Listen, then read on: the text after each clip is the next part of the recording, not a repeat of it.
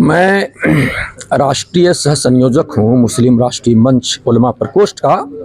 मेरा नाम हुआ मौलाना मोहम्मद ज़ियाउल हक अशरफ़ी। और ऐसे मैं बहुत सारे ऐसे इस्लामिक संस्थान हैं। एक हमारा ट्रस्ट है Faizan Ashraf foundation educational and welfare trust, Anjuman Islamia का मैं पदाधिकारी भी रहा हूँ। ज़ियाउल हक साहब, लेकिन एक सवाल आता है कि कल ऑपरेशन सिंदूर के तहत जिस तरह से भारत ने पाकिस्तान पे निशाना साधा है, कैसे देखते हैं? और इसके ठीक पहले वक्फ बोर्ड जैसे मामले संसद के अंदर आते रहे, क्या कहेंगे? देखिए, वक्फ बिल के ताल्लुक से तो मैंने कहा कि जिस तरीके से 1955 में और 2013 में, है ना, इन सब में जो कानून नाफिज किए गए थे 2014 से पहले के सरकारों के माध्यम से, तो कहीं ना कहीं यानी क्या कहा जाए, चीट भी उनकी पट भी उनकी, यही तो है वक्फ में उन लोगों ने जो किया। आज केंद्र सरकार में मोदी जी की सरकार है ना, उनकी टीम की सरकार है। तो भाई मेरे, ये केंद्र सरकार की जिम्मेवारी है कि उस पर पारदर्शिता लाया जाए। तो जो खराबियां थी उस खराबियों को उजागर करने वाला कौन है? 80% पसमानदा मुस्लिम समाज भी लोग हैं, बोहरा समाज भी है, ये सारे के सारे लोग हैं। तब बड़ी गौर खोज करने के बाद वकला, उलमा, मशाइख ये सब बैठ करके उस पर मंथन किए, और मंथन करने के बाद जो है सो वक्फ बिल संशोधन 2025 लाया गया, जिसमें बड़ी त्रुटियां थी, है ना।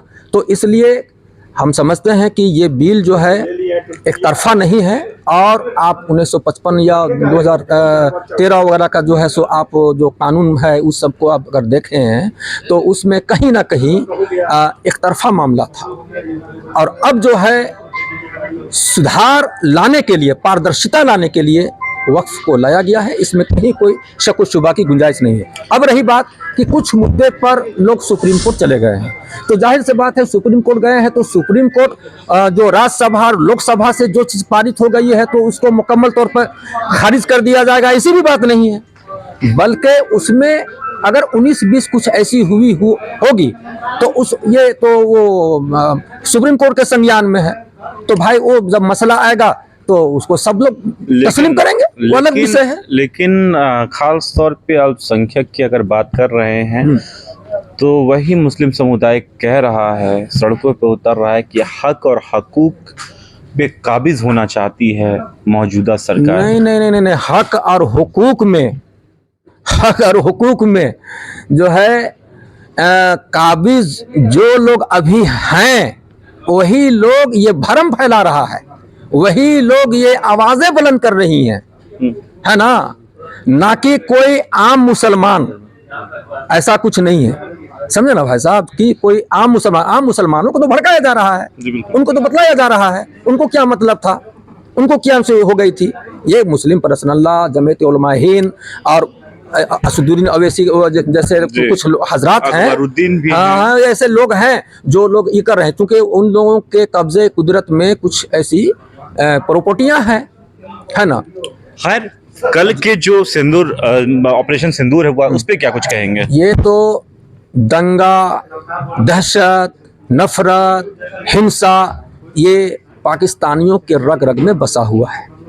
और जिस तरह से बेगुनाह लोगों का पहलगाम में उन लोगों ने हमला किया था तो और दहशत फैलाई थी, तो हम लोग सोच रहे थे और हमने बयान भी जारी किया था कि ऐसा मुझे महसूस हो रहा है कि माननीय प्रधानमंत्री की टीम, उनके दिशा निर्देश में जो हमारे सैनिक हैं, बहुत अनकरीब देर आयत दुरुस्त आयत के तर्ज पर जवाबी कार्रवाई देंगे।